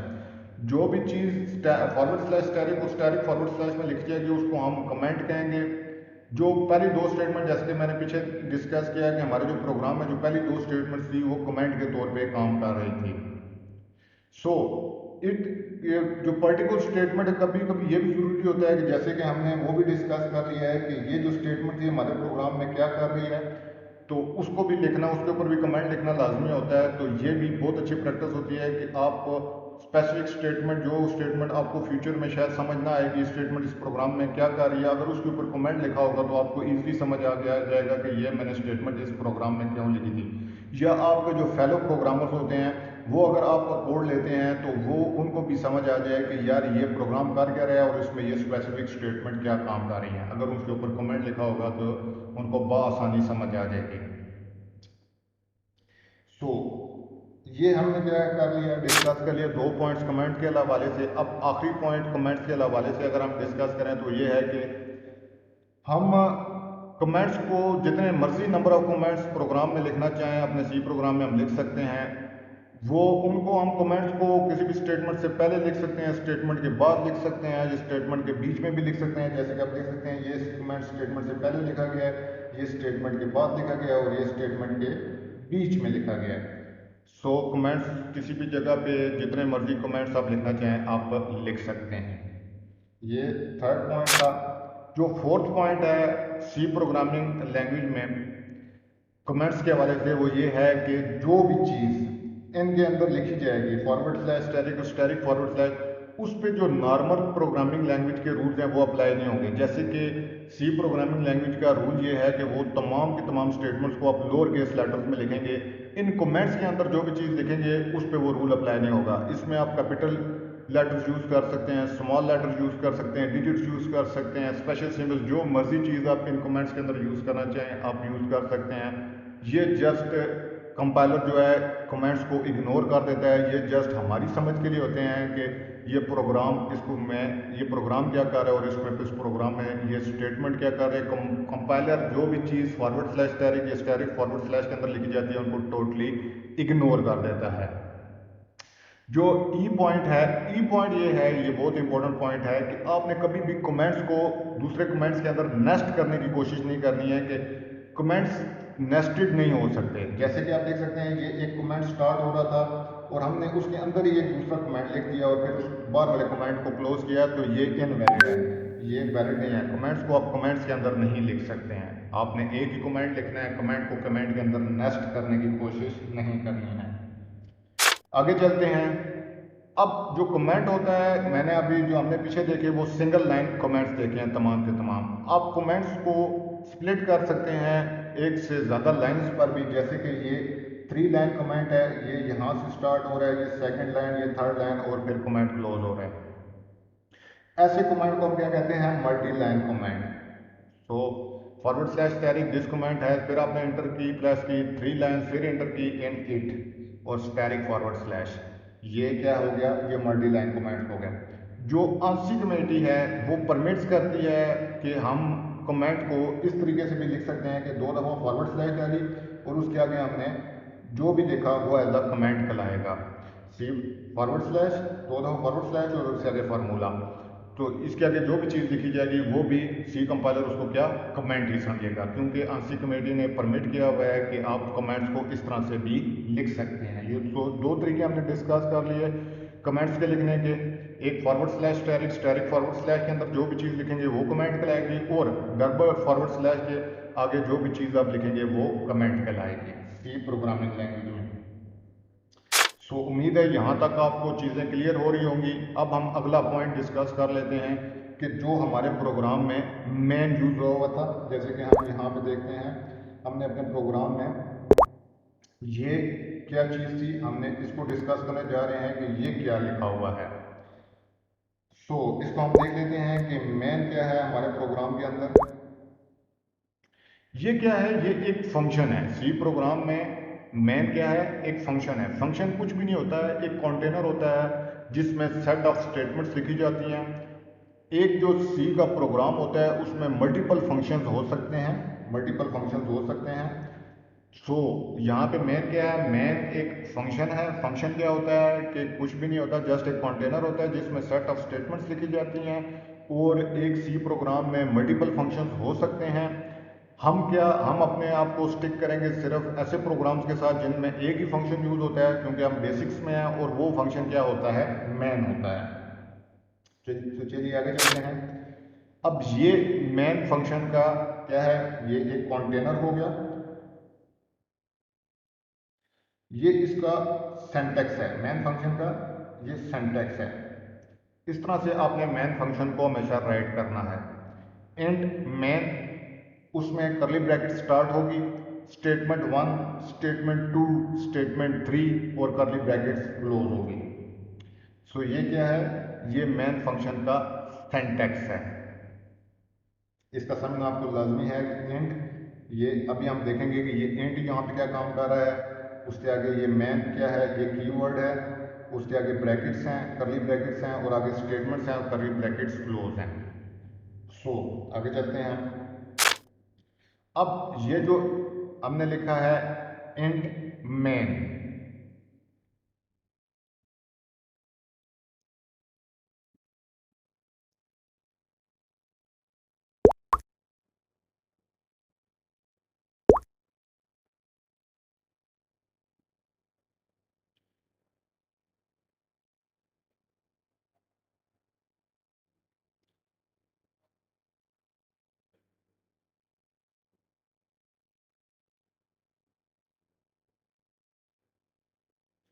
तो यहाँ पे जो हमने इंट मैन लिखा हुआ है, इसका ये जो इंट मैन है, ये हमेशा जब इंट मैन का मतलब ये है, इंट मैन इसका मतलब ये है कि ये कोई ना कोई वैल्यू रिटर्न करेगा। ये जो फंक्शन है कुछ ना कुछ वैल्यू रिटर्न लाजमी करेगा।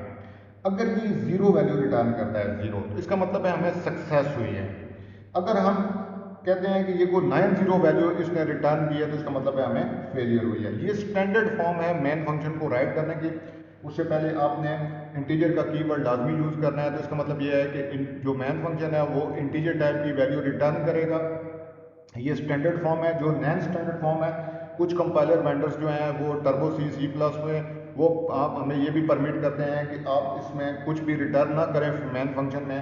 तो उससे पहले हम कौन से कीवर्ड का, अगर कोई मेन फंक्शन से हम कुछ रिटर्न नहीं करवाना चाहते, तो उससे पहले हम क्या यूज़ करेंगे, वॉइड का कीवर्ड यूज़ करेंगे। लेकिन ये नॉन स्टैंडर्ड फॉर्म है मेन फंक्शन की, ये स्टैंडर्ड फॉर्म नहीं है। तो अगर इंटीन एंड मैन लिखा है, तो अगर ये जीरो वैल्यू रिटर्न कर रहा है तो इसका मतलब है हमें सक्सेस हुई है। अगर ये नॉन जीरो वैल्यू रिटर्न कर रहा है तो इसका मतलब है हमें फेलियर हुआ है। तो उम्मीद है मैन फंक्शन के हवाले से ये दो पॉइंट भी आपको क्लियर हो गए होंगे। आगे चलते हैं। अब हमारे पास आ गई वेरिएबल्स एंड देयर यूजेज। अब हम वेरिएबल्स जो हमने अपने प्रोग्राम में यूज़ किए थे, जैसे कि हमने ये वेरिएबल्स यूज़ किए थे, ये वेरिएबल्स, और ये हमने क्या किया था उनके यूज। सो ये जो ऊपर ये और ये क्या है, ये वेरिएबल्स की डिक्लेरेशन है। यहाँ पे हमने वेरिएबल्स को डिक्लेयर किया है। अगर हमने अपने प्रोग्राम में वेरिएबल्स को यूज़ करना है तो उनको हमने यूज़ करने से पहले डिक्लेयर लाजमी करना है। लाजमी हमने अपने प्रोग्राम में जब भी वेरिएबल्स को हमने यूज़ करना है तो उनको डिक्लेयर लाजमी करना है। जैसे कि हमने दो ये जो फर्स्ट टू लाइन्स हैं इनमें हमने वेरिएबल्स की डिक्लेरेशन की है, और जो लास्ट जो तीसरा लाइन है उसमें हमने उन वेरिएबल्स को यूज़ कर लिया है। तो वेरिएबल्स के हवाले से ये चीज़ इंपॉर्टेंट है हमारे सी प्रोग्राम को लिखने के हवाले से, कि वेरिएबल्स को अगर हमने अपने प्रोग्राम में यूज़ करना है तो उनको डिक्लेयर पहले हमने लाजमी करना है, जैसे कि हम यहाँ पर कर रहे हैं। आगे चलते हैं। अब ये जो हमने S I is equal to P asterisk and asterisk और /100 ये लिखा हुआ है, ये क्या है? यहाँ पे ये जो स्टैरिक और फॉरवर्ड स्लैश है, ये अर्थमेटिक ऑपरेटर्स हैं। स्टैरिक मल्टीप्लाई का काम कर रहा है और फॉरवर्ड स्लैश डिवीजन का काम कर रही है। इस तरह डिफरेंट प्लस एडिशन है, सब्ट्रैक्शन है, मल्टीप्लिकेशन है और ये डिवीजन है। इस तरह के 45 ऑपरेटर सी प्रोग्रामिंग लैंग्वेज में अवेलेबल हैं। और जो ये 45 ऑपरेटर मतलब बहुत रिच है सी प्रोग्राम, सी जो है सी लैंग्वेज है ऑपरेटर्स के हवाले से। लेकिन एक्सपोनेंशियल का कोई ऑपरेटर नहीं है। इस चीज़ को आपने ध्यान में रखना है कि सी में एक्सपोनेंशियल का कोई ऑपरेटर नहीं है, क्योंकि इसको किसी कमेटी ने नहीं बनाया था, जस्ट एक इंसान डेनिस रिची ने बनाया था। तो यहाँ पे ये चीज़ स्लिप हो गई है। तो इसकी कोई बात नहीं, क्योंकि कमेटी अगर बनाती तो उम्मीद है थी कि वो इसका ख्याल रखती, लेकिन क्योंकि ये इंडिविजुअल ने बनाई है और बहुत अच्छी चीज़ बनाई है, तो इसमें ये जस्ट स्लिप है कि एक्सपोनेंशियल का कोई ऑपरेटर नहीं है। आगे चलते हैं। अब हम डिस्कस कर लेते हैं जो हमने प्रिंट एफ अपने प्रोग्राम में यूज़ किया था और इसका पर्पस क्या था। अब सी के पास कोई ऐसी इंस्ट्रक्शन नहीं है जिसके ज़रिए वो हमारा जो रिज़ल्ट है, ये जो आउटपुट है, उसको स्क्रीन के ऊपर प्रिंट करा सके। वहाँ पे प्रिंट एफ जो है वो अपना रोल प्ले करता है। जब एक दफ़ा जो एस आई, जो हमारा प्रोग्राम जो सिंपल इंटरेस्ट कैलकुलेट कर रहा है, उसमें जब ए एस आई की वैल्यू कैलकुलेट हो जाएगी तो प्रिंट एफ को यूज़ करते हुए हम उसको स्क्रीन के ऊपर डिस्प्ले करवाएंगे। प्रिंट एफ को का फंक्शन क्या करता है, ये प्रिंट कर देता है स्ट्रिंग को, जो प्रिंट कर देता है हमारे रिजल्ट को कंसोल के ऊपर। इस प्रिंट एफ फंक्शन का यही काम है। अब अगर प्रिंट एफ फंक्शन से हमने काम लेना है अपने सी प्रोग्राम में, तो उससे पहले हमने जो हैश इंक्लूड स्टूडियो डॉट, जो हमने कमेंट्स लिखे थे दो और उसके बाद हमने hash include studio dot H लिखा था, इसको समझना लाजमी है। क्योंकि ये जो प्रिंट एफ का फंक्शन है और इसके साथ के बहुत सारे फंक्शंस हैं, वो ऑलरेडी रेडीमेड लाइब्रेरीज हैं जिनमें ये तमाम के तमाम फंक्शंस ऑलरेडी राइट कर दिए गए हैं। आपने जस्ट इनको यूज़ कर लेना है अपने प्रोग्राम में और आपका काम हो जाएगा। यहाँ पे जो हैश इंक्लूड है वो प्री प्रोसेसर डायरेक्टिव है। इसको आपने ध्यान में रखना है कि हैश इंक्लूड क्या है, प्री प्रोसेसर डायरेक्टिव है। इसको यूज़ करते हुए आप रेडीमेड लाइब्रेरीज को अपने प्रोग्राम में इंपोर्ट करा सकते हैं, और जब आप उनको अपने प्रोग्राम में इंपोर्ट करा लेते हैं तो उनमें जितने भी फंक्शंस डिफाइन हुए हैं उनको आप अपने प्रोग्राम में यूज़ कर सकते हैं। यहाँ पे जस्ट हमने प्रिंट एफ का फंक्शन यूज़ किया है तो हम इसी को डिस्कस करेंगे।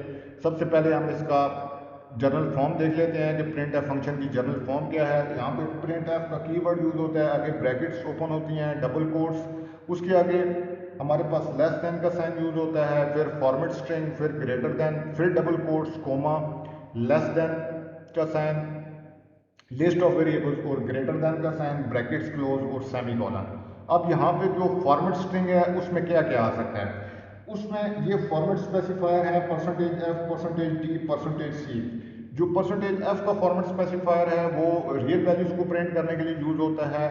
जो परसेंटेज डी है वो इंटीजर वैल्यूज को प्रिंट करने के लिए यूज होता है, और जो परसेंटेज सी है वो करेक्टर वैल्यूज को प्रिंट करने के लिए स्क्रीन के ऊपर यूज होता है। ये फॉर्मेट स्पेसिफायर हैं। अगर परसेंटेज है, परसेंटेज डी और परसेंटेज सी कहीं पे भी आप सी प्रोग्राम में लिखा हुआ देखते हैं तो आप वहाँ पे समझ जाएंगे कि ये क्या है, ये फॉर्मेट स्पेसिफायर हैं। और हैश इंक्लूड आप जहाँ पे भी लिखा हुआ देखेंगे तो आपने उसको देख लेना है कि ये क्या है, ये प्री प्रोसेसर डायरेक्टिव है। जस्ट अभी तक हमें यहाँ पे समझना इतना ही ज़रूरी है कि ये हैश इंक्लूड क्या है, प्री प्रोसेसर डायरेक्टिव है।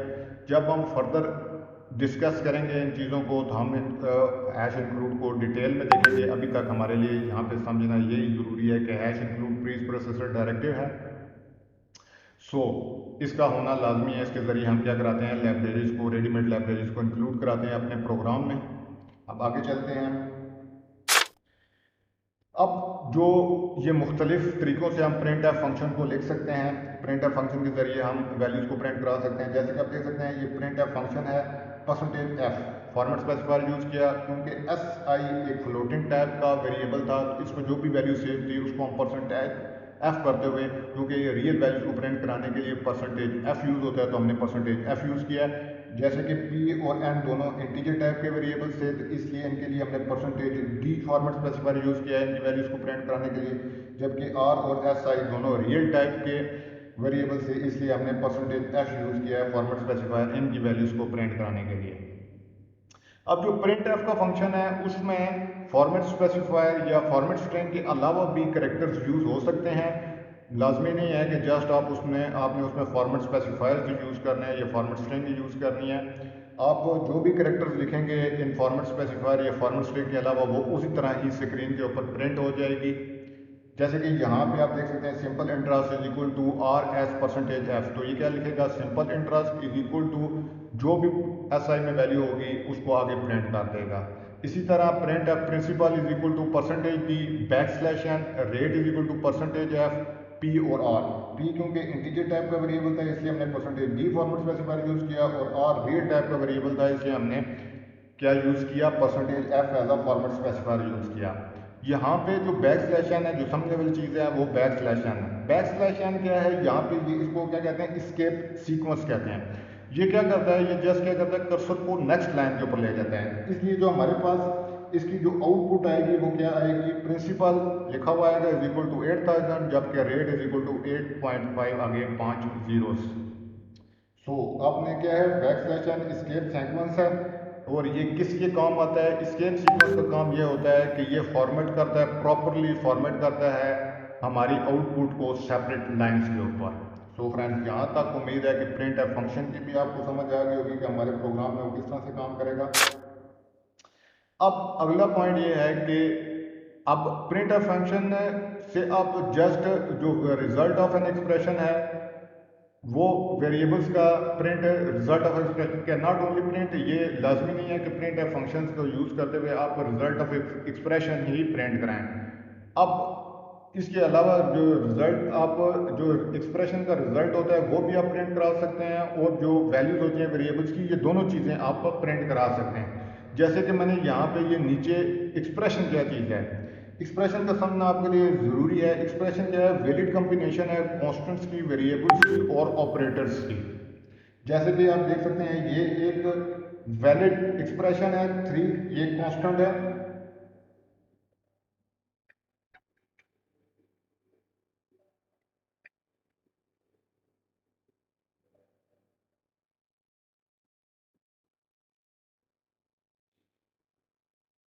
इसी तरह जो 3+2, और ये भी एक वैलिड क्या है, कांस्टेंट है, जो दो कांस्टेंट्स हैं और ये वैलिड एक्सप्रेशन है। इसी तरह सी क्या है, ये भी एक वैलिड एक्सप्रेशन है, और a plus B multiply by C is equal to D, ये भी क्या है, ये भी एक वैलिड एक्सप्रेशन है।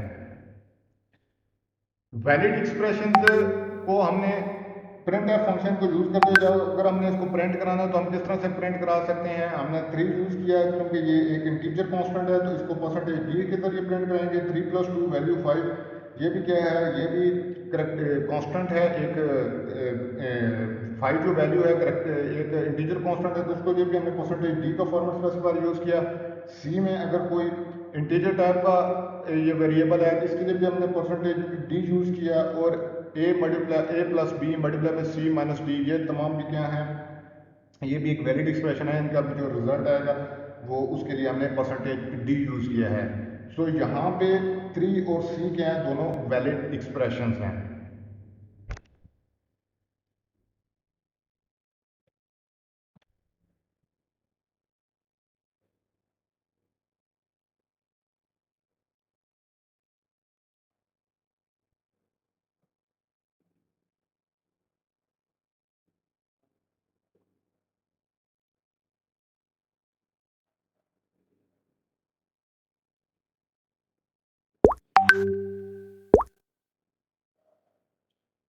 तो फ्रेंड्स, ये तमाम के तमाम क्या थे, ये वैलिड एक्सप्रेशन से हमने इनको डिस्कस कर लिया। अब हम आगे चलते हैं, जो कंपाइलेशन और एग्जीक्यूशन है इसको अब हम डिस्कस कर लेते हैं। जो जब हम सी का प्रोग्राम राइट कर चुके हैं तो अब हमने उसको टाइप करना होता है कंप्यूटर में, उसके लिए हमें किस चीज़ की ज़रूरत होती है, हमें एडिटर की यूज़ होती है सी प्रोग्राम को टाइप करने के लिए, और कंपाइलर की ज़रूरत होती है जब हमने प्रोग्राम को मशीन लैंग्वेज में कन्वर्ट करना होता है। सो जो कंपाइलर वेंडर्स हैं वो हमें आईडी इंटीग्रेटेड डेवलपमेंट एनवायरनमेंट देते हैं, जिसमें एडिटर भी होता है एज वेल एज कंपाइलर भी होता है, दोनों मिलके अपना काम कर रहे होते हैं। सो कंपाइलेशन और एग्जीक्यूशन के लिए हमें इंटीग्रेटेड डेवलपमेंट, मुख्तलिफ इंटीग्रेटेड डेवलपमेंट एनवायरनमेंट्स अवेलेबल हैं, जिसमें कोड ब्लॉक्स आ जाता है। इसके अलावा आपके पास टर्बो सी है, टर्बो सी प्लस प्लस है, उसमें एडिटर भी है, कंपाइलर भी है। इस तरह विजुअल स्टूडियो कोड है, उसमें भी आपको कंपाइलर और एडिटर मिल जाता है। सो ये वोरलैंड है, ये तमाम के तमाम क्या हैं, कंपाइलर वेंडर्स हैं जो आपको एडिटर भी देते हैं और साथ साथ कंपाइलर भी देते हैं। एडिटर के ज़रिए आप सी प्रोग्राम को राइट करते हैं, और कंपाइलर के ज़रिए आप उस प्रोग्राम को मशीन लैंग्वेज में कन्वर्ट करते हैं। तो अब हमने जो पीछे हमारा जो प्रोग्राम था वो जर्नल प्रोग्राम नहीं था, वो एक स्पेसिफिक प्रोग्राम था, क्योंकि वो 1003 और 8.5 इन स्पेसिफिक वैल्यूज़ के लिए ये वैल्यूज़ कभी भी चेंज नहीं हो रही थी। हमने वेरिएबल्स को ये वैल्यू प्रोग्राम में ही असाइन कर दी थी और ये वैल्यूज़ चेंज नहीं हो रही थी, और हमेशा जब भी उसने रिजल्ट निकालना था, जो इंटरेस्ट निकालना था, वो इन ही वैल्यूज़ के लिए निकालना था। लेकिन हमारे प्रोग्राम को जर्नल इतना जर्नल इनफ होना चाहिए, जर्नलाइज्ड होना चाहिए कि वो किसी भी वैल्यूज़ के लिए जो इंटरेस्ट है वो निकाल सके। क्योंकि अगर हमने इस प्रोग्राम की एग्जी किसी भी अपने यूज़र को दे दी तो वो कोई भी इस एक ही इंटरेस्ट उसको निकलता रहेगा, कोई और वैल्यूज़ डिफरेंट वैल्यूज़ के लिए वो इंटरेस्ट नहीं निकाल सकेगा। सो हमने प्रोग्राम को इतना जर्नल बनाना होता है कि वो किसी भी वैल्यूज़ के लिए इंटरेस्ट को कैलकुलेट कर सके।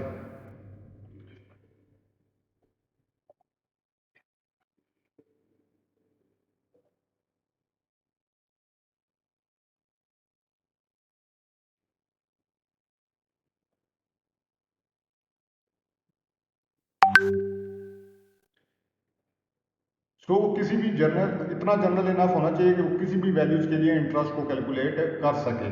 उसके लिए हमने क्या करना होता है कि हमने यूज़र से इनपुट लेनी है। अब हमने किससे लेनी है इनपुट? यूज़र से लेनी है कि वो किन वैल्यूज़ के लिए हमसे इंटरेस्ट कैलकुलेट या हमारे प्रोग्राम से इंटरेस्ट कैलकुलेट करवाना चाह रहे हैं। सो उसके लिए अगर हमने यूजर से इनपुट लेनी है तो वो हम किस तरह से ले सकते हैं? जो प्रिंट एफ फंक्शन है उसका काउंटर पार्ट है एक scan F function. Scan F function keyboard के जरिए यूजर से इनपुट लेता है हमारे सी प्रोग्राम में। ये भी हैश इंक्लूड स्टूडियो डॉट है जो लाइब्रेरी है उसमें प्री डिफाइंड फंक्शन है, ऑलरेडी डिफाइन किया गया रेडीमेड फंक्शन है। आपने जस्ट इसको अपने प्रोग्राम में यूज़ करना है और इसके ज़रिए आप यूज़र से इनपुट ले सकते हैं। जैसे कि अभी हम उसी प्रोग्राम को दोबारा लिखते हैं। जब हम उसी प्रोग्राम को अब स्कैन एफ फंक्शन के जरिए लिख रहे हैं तो हमने क्या करना है कि हमने just print F enter the values of P N N R. तो यहाँ पे आप देख सकते हैं कि जो एक्सप्रेशन है पी वो ऑप्शनल है। जो using of expression in print and function is optional. आप जस्ट करेक्टर्स भी लिख सकते हैं जैसे कि हमने लिखा है enter values of P N N और यहाँ पे कोई भी हमने एक्सप्रेशन यूज़ नहीं किया है तो वो ऑप्शनल है। यहाँ पे कोमा डाल के हमने कोई भी आगे एक्सप्रेशन नहीं लिखा है तो वो क्या है? ऑप्शनल है। प्रिंट एफ फंक्शन में यहाँ पे एक चीज़ और क्लियर होगी, नीचे हमने स्कैन एफ यूज़ किया। अब स्कैन एफ फंक्शन क्या कर रहा है? Percentage D percentage F and P and N and all. Percentage D तो हमें पता है ये फॉर्मेट स्पेसिफायर है। ये जो परसेंट पी, ये जो पी वेरिएबल है, ये इसके साथ जो परसेंट डाला है ये क्या कर रहा है? इसको हम कहते हैं एड्रेस ऑफ ऑपरेटर। ये जो एड्रेस मिला है वेरिएबल को मेमोरी में उसको ये पॉइंट कर रहा है। ये क्या कर रहा है? जो वेरिएबल को मेमोरी में एड्रेस मिला है उसको ये पॉइंट कर रहा है। इसका लाजमी है ये बताएगा कि आपने इस वेरिएबल को मेमोरी में ये लोकेशन मिली है और इस जगह पे जाके आपने जो यूज़र वैल्यू देगा, जो यूज़र इनपुट देगा उसको आपने इस वैल्यू में जाके इस जगह पे जाके आपने सेव कर देना है। सो स्कैन एफ फंक्शन इस तरह से काम करता है। बाकी सारी चीज़ें सेम है। जस्ट स्कैन एफ फंक्शन का आपको फॉर्मेट दिखाना था, उसका सिंटेक्स दिखाना था कि वो किस तरह से काम करता है। तो आगे चलते हैं, इसकी एग्जांपल्स हैं हम किस तरह से ले सकते हैं। ये तीन तरीक़ों से हम यूज़र से इनपुट ले सकते हैं। जो वेरिएबल्स हमने तीनों की वैल्यूज़ लेनी है, पहले हम क्या लेंगे कि हम क्या यूज़ करेंगे? स्पेस बार यूज़ करेंगे। 1000 वैल्यू एंटर करेंगे, स्पेस बार को क्लिक करेंगे कीबोर्ड के ऊपर, फिर हम 5 वैल्यू इनपुट करेंगे, फिर स्पेस बार को प्रेस करेंगे और फिर हम 15.5। सो ये तीन वैल्यूज़ हमने इस तरह से लेनी है कीबोर्ड के ज़रिए अपने फंक्शन अपने प्रोग्राम में। इस तरह जो दूसरा तरीक़ाकार है, आप इन तीनों तरीक़ों में से कोई भी तरीका यूज़ कर सकें। जो सेकंड तरीका है वो ये है कि आप टैब यूज़ करेंगे, 1000 वैल्यू एंटर करेंगे, उसके बाद टैब प्रेस करेंगे, उसके बाद 5 वैल्यू एंटर करेंगे, टैब प्रेस करेंगे, उसके बाद 15.5 वैल्यू एंटर कर देंगे। तो ये तीनों वैल्यूज भी तीनों वेरिएबल्स को असाइन हो जाएंगी। और उसके बाद जो लास्ट टैब है वो एंटर प्रेस करके आप ले सकते हैं। 1000 वैल्यू आपने दी, उसके बाद इंटर प्रेस किया, 5 वैल्यू दी, उसके बाद इंटर प्रेस किया, उसके बाद 15.5। सो ये तीनों तरीके हैं जिसके ज़रिए आप यूज़र से इनपुट ले सकते हैं वेरिएबल्स की। सो ये एक फंक्शन, ये एक हमने प्रोग्राम बनाया है फन के लिए, ये कुछ भी नहीं है।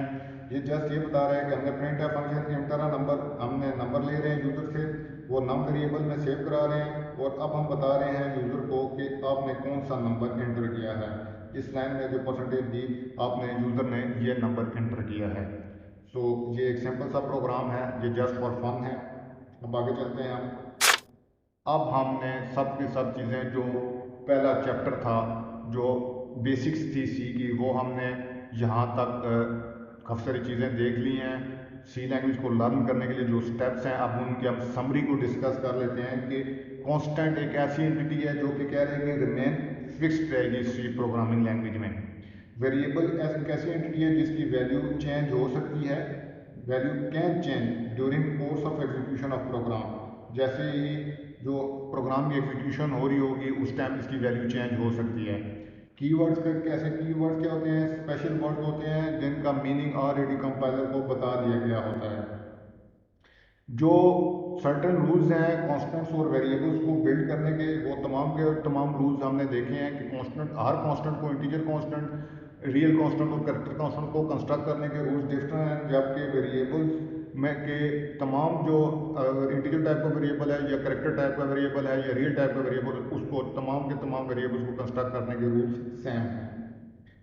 अगला पॉइंट ये है कि जो प्राइमरी कॉन्स्टेंट्स हैं उनकी तीन टाइप्स हैं। उनमें हमारे पास आ जाते हैं integer type constants, floating type constants और करेक्टर टाइप कॉन्स्टेंट्स। ठीक हो गया।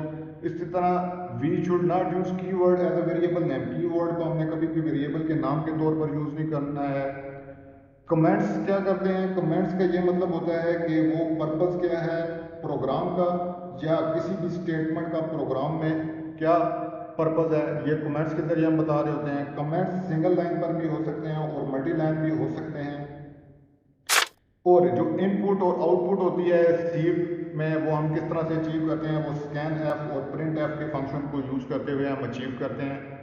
सो फ्रेंड्स, ये थे बेसिक सी प्रोग्रामिंग लैंग्वेज के हवाले से। हमने चैप्टर 1 को क्लियर कर लिया है। इंशाल्लाह अगली वीडियो में हम इसके नेक्स्ट चैप्टर्स को देखेंगे, नेक्स्ट चीज़ों को देखेंगे कि सी प्रोग्रामिंग लैंग्वेज में कंडीशनल स्टेटमेंट्स और इन तमाम चीज़ों को हम आस्ता आस्ता सीखेंगे कि सी प्रोग्रामिंग लैंग्वेज में इन तमाम आगे हम बहुत ज़्यादा एक्सप्लोर करने वाले हैं कि सी प्रोग्रामिंग में हम और क्या क्या कर सकते हैं। सो फ्रेंड्स, अगली वीडियो तक के लिए अल्लाह हाफिज़।